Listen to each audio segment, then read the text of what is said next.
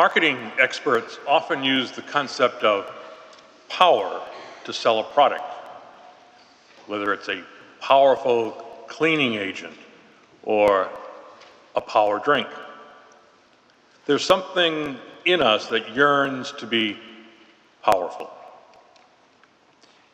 In the second reading today, however, we're confronted with the opposite. Boast not of power, but of weakness. Let's look at Paul's letter to the Corinthians and ask how it might apply in our own lives. As is often the case, the second reading from the Liturgy of the Word is a continuous one. We've been reading from 2 Corinthians for 5 weeks, and today marks the last time we'll read from that letter.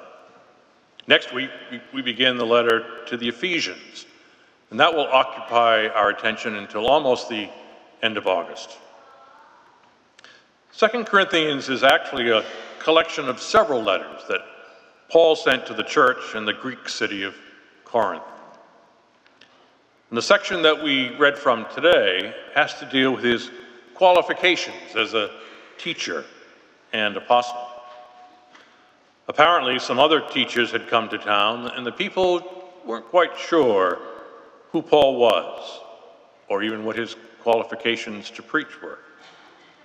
And in this particular passage, we hear Paul talking about the fact that he will only boast of his weaknesses, not his strength. On the surface, that flies in the face of common sense. You don't get people to believe in you by telling them what you cannot do. Suppose you were interviewing for a job, and the prospective employer said, "Well, tell me about yourself." And you said, "Well, here's what I'm not very good at." Doesn't make any sense. But Paul's boasting about his weakness is connected with his wish to have the power of Christ work in and through him. He talks about a thorn of the flesh that he's asked to be taken away from him, but God says, "My grace is enough for you." Paul has come to the point where he recognizes his need for God. And when he realizes just how much he relies on God for his strength, it's precisely then that he says that I am strong, able to get through difficult times because of the grace of Christ, not any power that he has himself. How does that apply in our own lives? We too have to admit that we do not have ultimate control over life. Moreover, I need to admit there may be present in my own life moral weaknesses, the thorn that I carry, actions which are not consistent with my calling to be a disciple. And I need the power of Christ to overcome them.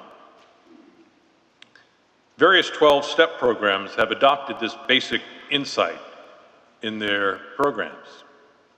The addict must first admit that he or she is powerless when it comes to the addiction.